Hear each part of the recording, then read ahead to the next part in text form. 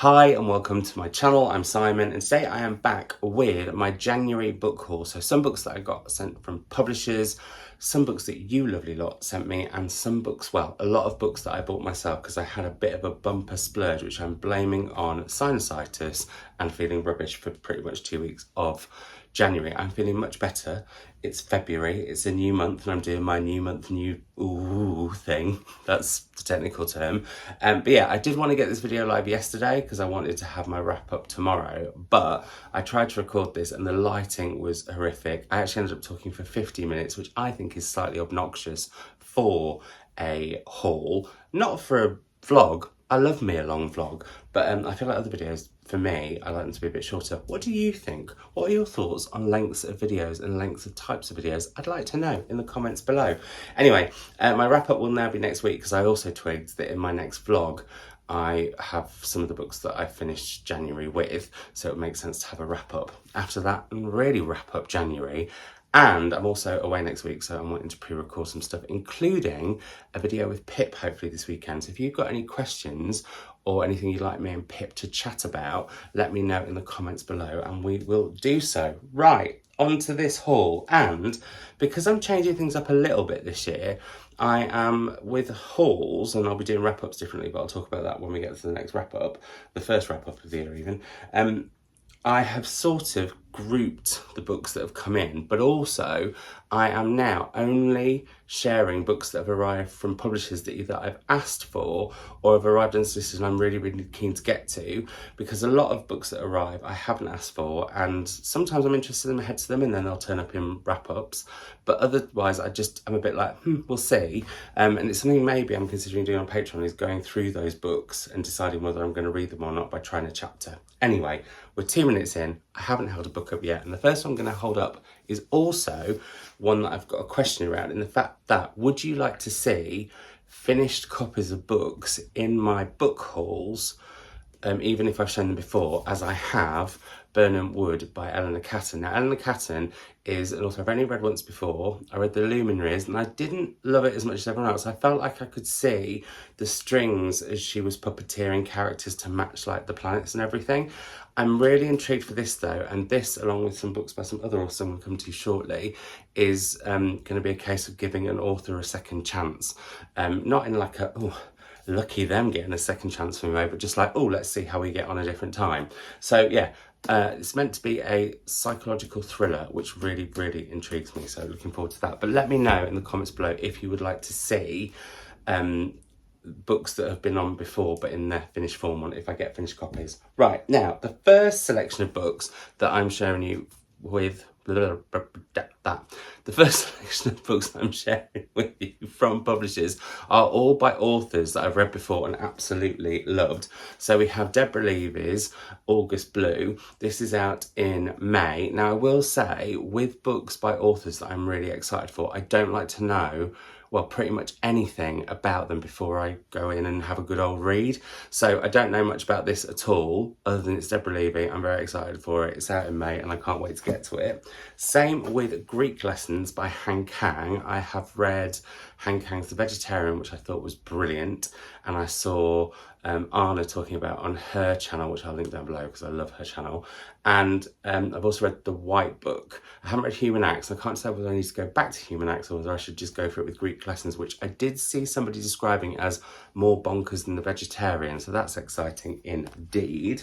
Then we have Ootlin, a memoir by Jenny Fagan. I have read all of Jenny Fagan's fiction and thought it's all been brilliant. I've also had the pleasure of meeting her a few times and I think she's fantastic. I haven't read her poetry yet, but I would like to at some point. I know when I saw Jenny last, she was sending this in to editors. I was saying it's one of the hardest things she's ever had to write. And I think it's going to be quite a difficult memoir to read, but a really, really important one. It is out in August. She is brilliant.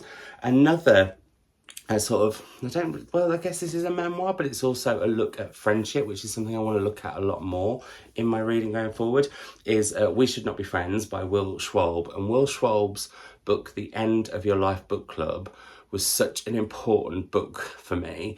It's a book about him and his mum having a book club as she is terminally ill. And I read it when my gran, who was like an epic reader. I mean, you could tell that she was my gran and my mum's mum, or the other way around. And yeah, it just meant so much to me. And me and Gran did talk about books a lot while she was ill, and that book just resonated with me so much. This is all about his unlikely friendship with someone who's basically the polar opposite of him, and how that friendship progressed and developed and went through some really, really difficult times over the sort of 80s onwards. So really intrigued for this, and he just is a joy. Then I love me some Samantha Irby. I don't know if I've talked about her much on here. I know I've talked about her on Sky Arts Book Club, but it's very hard to find my literary funny bone. There are not many books that really, really make me laugh and chuckle, but I would like to find more of them. However, one person who always makes me laugh is Samantha Irby. Also, I thought her episodes of Just Like That were the best of the whole series, so I hope she's writing more on it. But yeah, I'm looking forward to this. It's got a skunk on the cover. It's going to be about, well, I love the fact that she writes about all the nooks and crannies of life. That is how I would describe it. Yes, the nooks and crannies of life. And I'm looking forward to this one. As I am, The Sun Walks Down by Fiona McFarlane. Now, this is out in March. Have I forgotten to tell you when these are out? I have, because I'm dreadful. Hang on 1 second. It's because I haven't done one of these for ages. So I said this is out in August, didn't I? Ootlin. And We Should Not Be Friends is out in March, and Quietly Hostile is out in May, and then in March as well, and The Sun Walks Down by Fiona McFarlane. I loved her book, The Night Tiger. I thought it was absolutely incredible, and I'm really, really excited for this one. I don't know much about it at all, though Evie Wild has said an exceptional multi-layered historical novel, gorgeously written, and how gorgeous is that cover too. Very excited for this indeed. Some Antipodean fiction, which I think I'm going to be heading to quite a lot in, well, this month, as the Savage prompt, which me and my mum are doing, which lots of you suggested prompts and we picked them at random, is to read a book that has been longlisted or shortlisted or won the Stella Prize, and I thought I might read some Aussie and Antipodean fiction around that. Anyway, onto a book that came because I'm doing an event with the author. This is The Key in the Lock by Beth Underdown. I'm hosting an event in Liverpool, which I'll try and remember to put in the description box below, with Beth and also Amelia Hart, who's written Wayward. So I'm going to be reading some really good historical Gothic fiction over the forthcoming weeks, which I am very much ready for. I'm also doing an event at the end of February with Ayobami Adebayo about her new novel, which I'm very excited for. I'll link that down below too if you happen to be in Manchester. The other event will be in Liverpool. Anyway, I mentioned authors that I'm giving a second chance to, and these are two more. Small Worlds by Caleb Zuma Nelson. I liked Open Water, but I didn't love it like everyone else did, so I'm intrigued to see how he goes with this. There was something about how he kept mentioning Zadie Smith that kind of riled me a bit. It's something that I've realised if an author is mentioning another author, it can get to me, as I will discuss in my wrap up. What a teaser. But yeah, I'm looking forward to this, don't know what it's about. And the other one, which I do know more about, is Cursed Bread by Sophie McIntosh. Now, which was it of hers that I did? Was it The Water Cure that I thought was all right? But then I didn't read her second one. This, however, is about a town where I think everyone gets poisoned, and it's to do with the bread, and it just sounded so intriguing. Like, I don't tend to read blurbs that much, but when it's an author I'm like, maybe I'll try. This absolutely hooked me for that, and actually it's a book that I want to read really, really soon, so I might. There we have that one. And then on to some more sort of random choices, but ones that I'm really, really keen to get to. First up is The List by Yomi Adekoki, and this is on the back it just says verified couple, unverified rumours. I have realised I'm quite intrigued by books around social media and apps and that sort of thing, and so I think this is going to be a perfect example of that. It is out in July, and it's like Fourth Estate's big debut. Very excited. You know that I love a debut. Apologies, a small sinusitis-based, well, I'm getting better now, but a small sinusitis-based stop there. Next up, we have Patricia Wants to Cuddle by Samantha Allen, which is a book I am really excited for. I have actually, well, I bought the import over from America, so this might actually go on some troubles that I've got coming up where I quite fancy reading a bit of queer fiction during LGBTQIA plus History Month. Although this isn't a historical novel in any sense, it's kind of, from what I gather, The Hunger Games meets Love Island with a giant queer ape. I don't feel like I need to say any more than that. That should make everybody want to read this book. Yeah, it sounds like it's really, really wild and wacky. Then we have Eliza Clark's Penzance. I feel a bit naughty that I've got this because I still haven't read Boy Parts, but I really, really, really, really want to. And I think she's going to be an author that I really, really enjoy. Have no idea about what her second novel is about. It's out in July from Faber, and it looks like that. I think the cover is a stunner. Very excited to try her this year. Speaking of stunning covers, I think this might be my favourite cover of 2023. There, I've said it. And it's Whale. And this is by Cheon Myung-kwon. And I just love, this is a book that I suggested because of the blurb. It says, set in a remote village in South Korea, Cheon Myung-kwon's beautifully crafted novel follows the lives of three linked characters. Gwenbok, an extremely ambitious woman who has never recovered from the indescribable thrill she experienced when she first saw a whale crest in the ocean, her mute daughter Chunhyu, who communicates with elephants, and a one-eyed woman who controls honeybees with a whistle. Apparently it mixes folklore and legend along with looking at contemporary issues, and that to me sounds amazing, and I just love the cover so much. I think it's brilliant. And then we have from the lovely folk at Lolly, who I was thrilled to get an email about because I really, really like what they do. They publish quite quirky, and quirky is a word I know that divides people. Some people like it, some people don't. But I like a quirky book. I like a quirky thing. I like quirky people. I like quirky. And Lolly produced these sort of lesser known novels in translation that are quite bonkers, and I've enjoyed every single one of theirs that I've read so far. Memorial 29th of June by Teen Hogue is all about a woman who's invited to the memorial of a boy called August who has died. And she's writing this novel. However, this memorial sets off lots of memories. That means that she starts to write a book about what actually happened to August. So it sounds like it's kind of a literary thriller with a bit of a twist. It's very vignette-y, which I really, really like. And I think it might even like have text and stuff in it. So yeah, I'm intrigued for this one very much so. I was thrilled they got in touch. Then it can be just like a little something that makes you want to pick up a book that you get unsolicited. And in this case, it was the quote on the front from Si Pam Zhang, which said, transports us to a Thailand as few of us have seen it, gritty and lush, spangled and crumbling. And I loved Si Pam Zhang, and I'm very excited now for Welcome Me to the Kingdom by May Nardon, which is out in April. And I don't know what it'll look like because this is a proof and sometimes they look very different. That's why, going back to me showing you finished copies, they can look quite different from proof, so I don't know if that'd be helpful or not. Anyway, intrigued for this one. Then a book that I was offered because I said it sounded amazing on Instagram, that I then said, oh yes please, I'd love one, is Jollof Rice and Other Revolutions by Omolola Ijeomi Ogunyemi. And this is interlinking stories that start off with a specific group of characters in Nigeria, but then span out around the world.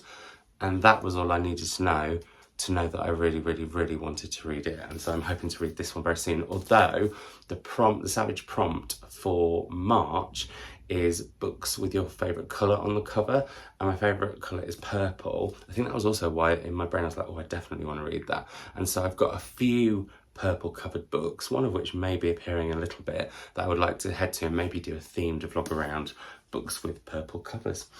Slightly niche, but there we go. Why not? I've got another niche possible vlog coming up that I'll talk to you about, which some books have inspired soon. Then I asked for Hungry Ghosts by Kevin Jared Hussein. I've heard amazing things about this, and it seems like it's going to be one of the big books of the year. It's set in Trinidad, and I think, yeah, in the 1940s. and it's about the disappearance of a young boy and the effects on that on one particular family. So I think it's both a family saga and a bit of a literary mystery, and that sounds like my kind of thing. So really, really keen to get to that. Really want to read more Caribbean literature because every time I do, I just enjoy it so much. Then I have the debut novel by Tom Hanks, The Making of Another Motion... No, The Making of Another Major Motion Picture Masterpiece. Wow, that is quite a title. Now, when I was flicking through this, it's got cartoons in it. I am so intrigued by this and what it's going to be like. There's footnotes. I think it's going to be quite experimental. I've heard that his short story collection is fantastic, and I do have that on my shelf, so maybe I'll head to that one first. I think each story was based around a typewriter. Anyway, intrigued for this, know very little about it, don't want to know too much because I just want to go in and experience it, frankly. So we have that one. And penultimately, from the books that I've chosen to share with you from publishers, is Red Dirt Road by S.R. White. This I thought sounded interesting because, one, I want to get into more crime this year, and hopefully my conversation with Pip next week will spark that a little bit, and maybe we'll look at when we can bring Crime Time back this year, probably once Eurovision's done, because for those of you who don't know, my best mate Pip is leading things for Eurovision for Liverpool as a city, which is very, very, very exciting. Anyway, yeah, this is also Australian crime fiction, and I tend to enjoy pretty much all Australian fiction I head to. I'm amazed I've still not been there because I feel like I would just love it. One day I will go. So yeah, Australian crime, yes please. And then last but certainly not least, Salman Rushdie's Victory City, which I haven't only read, no, that's not true. I was going to say I've only read Midnight's Children. I also have read both of his books for younger readers and enjoyed all three of them. And after what happened last year, I said I was going to read more Rushdie. I haven't got around to it, but I want to make sure I read this this year as it's out. And I think what happened to him last year was appalling. So there we go. Those are books from publishers. Sorry, I had to take another small sinus break, but whilst doing so, I thought I would get all the books that I bought myself and the three books that three of you lovely lot very kindly sent me from my wish list, which is always linked down below. And just to say, it used to be a wish list that I had for Christmas, my birthday. I decided just to have it there for, well, however long it is. And the rule that I have with my wish list is that they can't be books that I can get from bookshops in the UK. I think that is fair enough. And the first two of the books on my wish list, one of which I can't find the message from who got me it, so I will put that below because I'm sure it'll be in the video from yesterday that never was because it went on for too long, which this is in danger of possibly also doing. Anyway, the first two of these, they were from authors who I had read short stories by in my short story advent calendar last year and absolutely loved.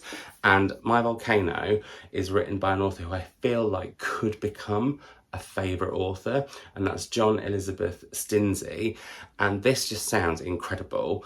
It's about sort of this, well, I don't know whether it's in Central Park, but it's certainly in New York, where randomly one day there just seems to be this sort of bubbling pool that then over days becomes a huge volcano in the middle of New York, and it's how people deal with it. And I just think it sounds brilliant, and I think they're going to be a really, really exciting author to follow.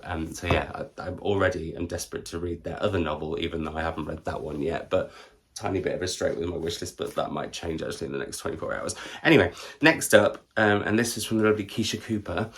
This is Robert McGill's A Suitable Companion for the End of Your Life. And again, I absolutely loved Robert's short story in the short story advent calendar. I was like, I really, really need to read more of his work. And so now I have it. So thank you very much for that.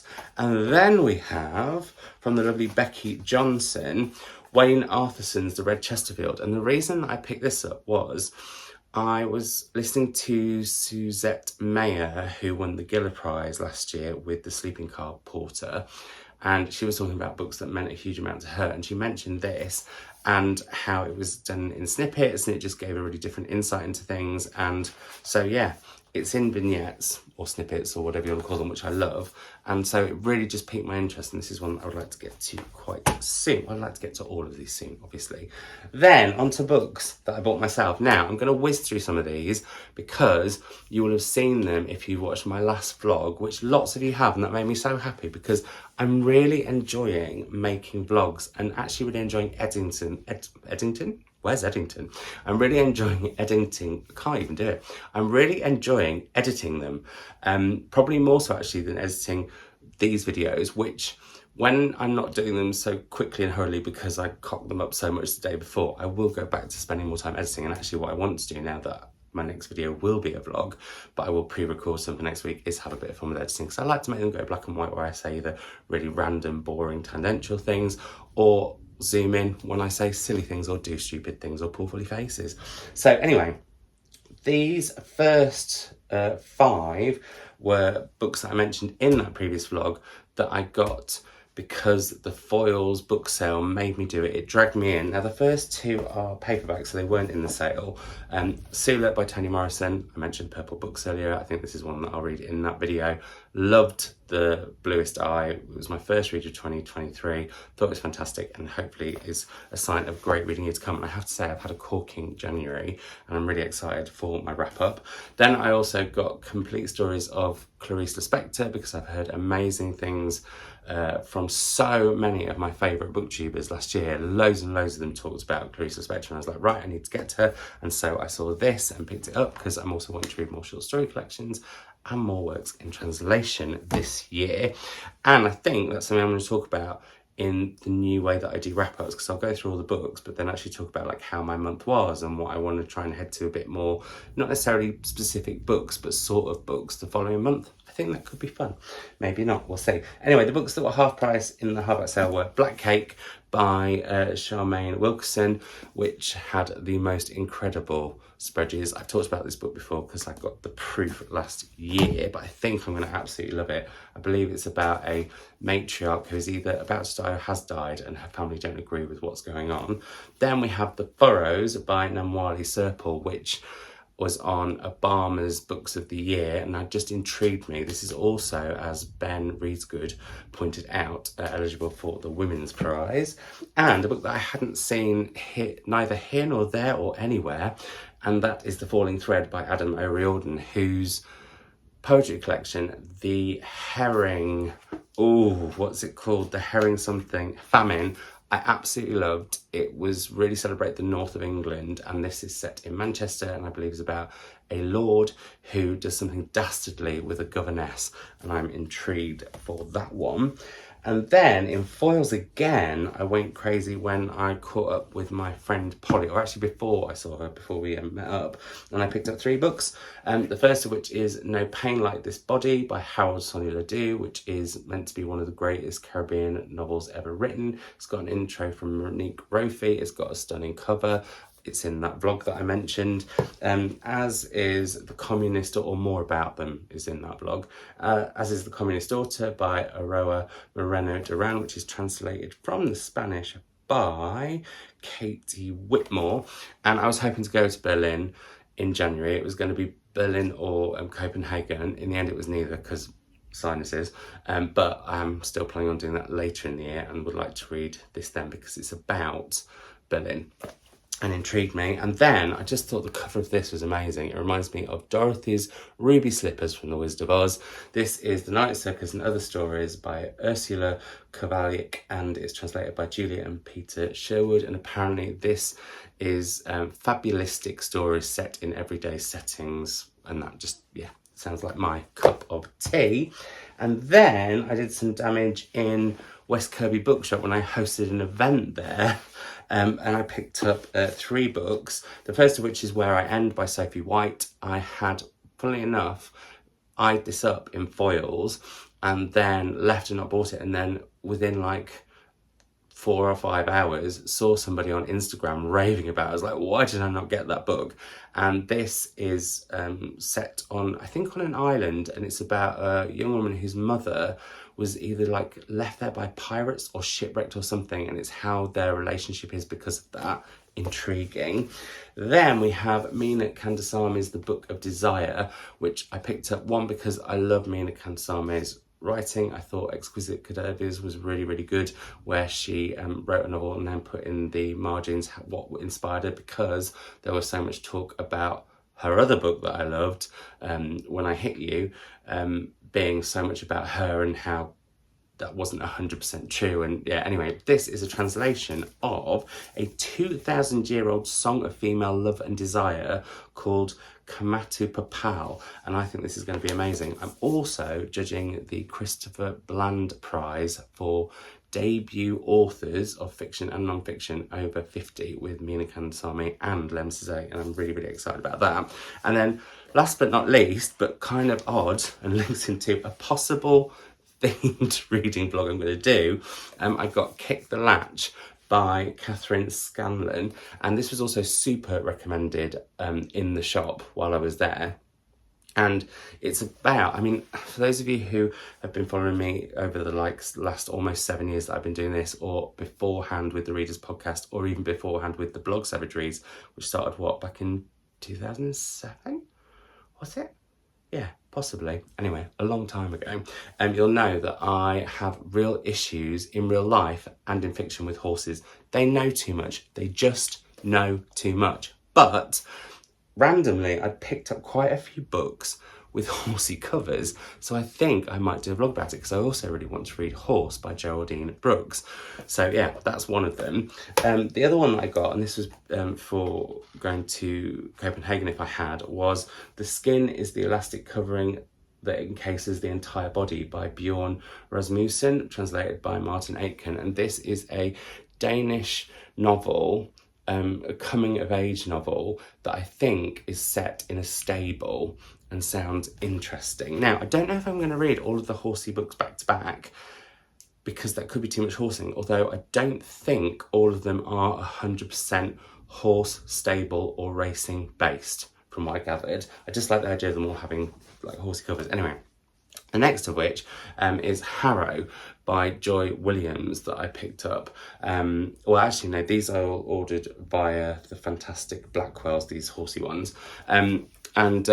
Yeah, I've just heard lots of people talking about Joy Williams recently, and I was like, oh, that's got a horse on the cover. That could be good as part of a vlog. So there we go. That's those ones. And actually, vlogs are another reason that I bought some books here, so I'll change the order of those. And last but not least is The Country Life by Rachel Cusk, which I have been told by one of my patrons doesn't have horses like inside at all. And that's fine, because it can still have a horsey cover, and that could be part of the surprise. Some of them might not have anything to do with horses, because not every book cover always has something to do with what's inside, or it might be the briefest thing. It might just be a good eye-catching cover, which this was. And what I will say about this though is, one, I've been wanting to read Rachel Cusk for ages, because loads and loads of people have been raving about her for ages.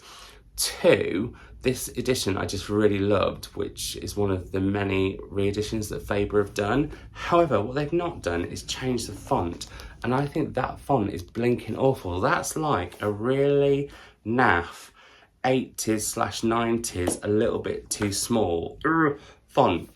So that made me a bit cross. So I thought I'd mention that there. Now, speaking of books for other videos, potential videos, I am hoping to do a series of videos where I have people recommend me books.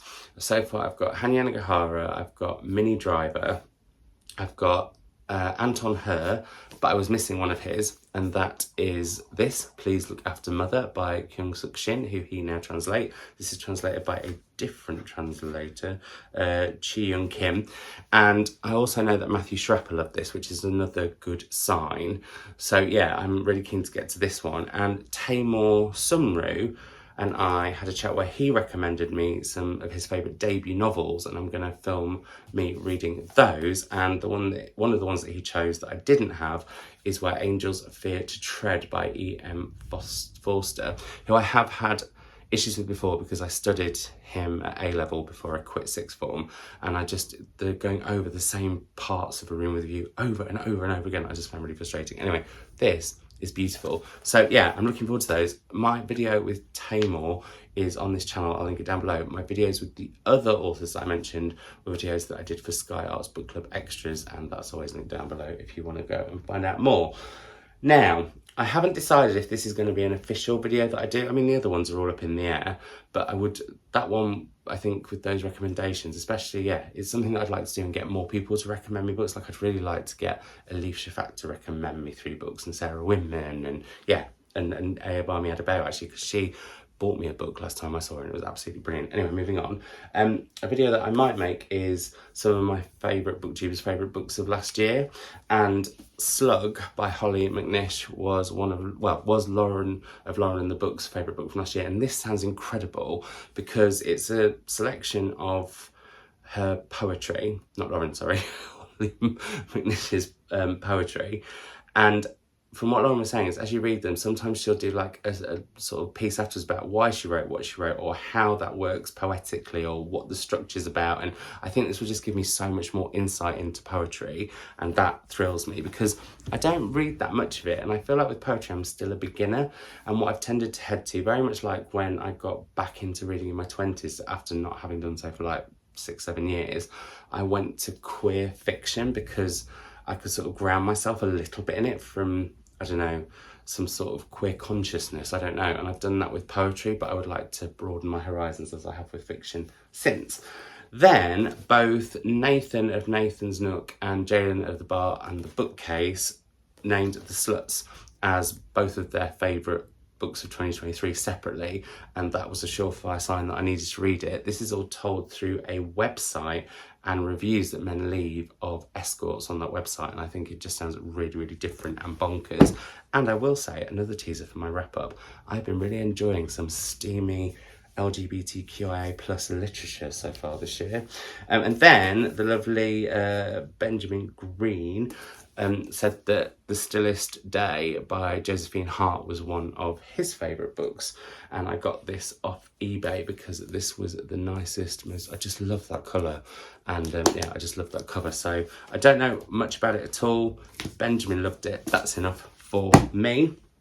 And it wasn't one of their favourite books of last year, but it's a book that they have loved this year, but Kai has recently raved about, and I'll link all of these channels down below, Heaven by Emerson Whitney, which I think is about gender and identity, and Kai just said like blew their mind, so that excites me, and that cover is pretty cool too. Another, actually we're on to import books now, and a book that I actually got off eBay was McGlue, this edition by Tessa Moshfegh. I've read this already, I'll be talking about this in my wrap-up, so I don't need to say much more, but it's about a man called McGlue who may or may not have murdered a man who may or may not have been his best friend. And yeah, we'll talk about this then.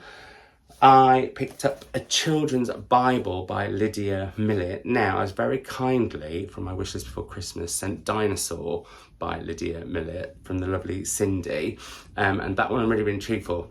This one I keep thinking about the premise of though, and that's because it's a little bit dystopic and mysterious and otherly, and I feel like I'm kind of heading in the mood for that. I'm really trying to read by whim again this year and work out what sort of a reader I am, and that feels like something that could be a vibe I've not been to for a while and would like to go to. I've got, again on eBay, The Long Black Veil by Jennifer Finney Boylan. I had the pleasure of hosting Jennifer Finney Boylan and Jodie Picoult last year for Chester, I was going to say Chesterfield because that's where I was born, Chester's Literary Festival. They'd co-written a book called Mad Honey, which I thought was a brilliant thriller that looked at lots of, topics that are really, really prevalent and relevant today. And this, I believe, does the same. So I'm really, really intrigued for that. Loads of people, and I'm going to blame this one on actually one particular booktuber, and that's Julie over at Linen Library, have been raving about O Caledonia. And even though I have the UK proof, this US edition I just think is stunning, and I want to read it very, very soon. And then a couple of books that I bought because they were on the Dylan Thomas Prize longlist. It's a prize that I really like, and I hadn't heard anything about them, which always intrigues me, is No Land to Light On by Yara Zgebi. And this is described as Exit West meets American Marriage. Two books that I really, really loved. That was enough for me. And then Upquiri Adores Things They Lost was compared to early Toni Morrison, and because I've just read some early Toni Morrison, loved it, which is also quite a lot of pressure to put on a debut author, but if credit's where credit's due, I'll find out if the credit is due when I read it. Yeah, that was enough for me to want to read that one. And then a book that I bought because Miranda Mills, who I've become obsessed with, I won't lie, in a non-threatening way. Miranda, if you see this, you don't need to get a restraining order. I just love her videos. They're so cozy and just delightful, and I love the conversations that she has with her mum Donna, because also, you know, those of you who've been following me for a while know that me and my mum film videos together. In fact, we're doing the Savage Prompts together that I mentioned. Anyway, she mentioned A Good Day to Bake by Benjamina Abai, and I saw one recipe which was for parsnip, orange and ginger loaf, and I'm parsnip obsessed. Possibly more obsessed with parsnips than any obsession that I've mentioned in this video so far. Have had it, it's amazing, and I'm going to be cooking a raspberry yogurt and honey cake tomorrow. I may include that in a vlog, I may not, because I'm about to have a little bit of a break between vlogs that you won't notice because they'll still be every Sunday. And then 2 books that I bought, and I blame fully on sinusitis because I was waiting for my antibiotics in a supermarket and had 10 minutes to kill. I also bought a Cheshire Cat Disney mug. I was feeling weak and vulnerable. I bought this online when I had sinusitis. I regret none of these decisions. But the 2 books that I got, which I'm a bit regretful of, because if you buy a book from a supermarket, it isn't great for the industry or the author. However, the first of which is, it was The Witch that confused me, The Witches of Vardo by Anya Bergman. I do feel a little bit odd about this one because it sounds so like The Mercies by Kieran Millward Hargrave, and yeah, I need to have a little bit of a think about that, how I feel about that. Anyway, I loved the cover. There was like a mysterious cat on it. I know the story already because it's based on historical fact and I've read The Mercies, so I don't know how that will affect this one, but I thought it'd be interesting to work out. And then, last but not least for this very long video, which is heading for as long as the last one, so I clearly just like to talk about books for days, well, minutes, nearly hours, not days, but I could talk for days if I want, and I'm about to go off on a tangent, so rein it in, Simon, and tell them what this final book is. It's by an author who I've previously really enjoyed, hasn't had a book out for a while, so I was thrilled to see Cold People by Tom Rob Smith, whose Child 44 I thought was utterly brilliant.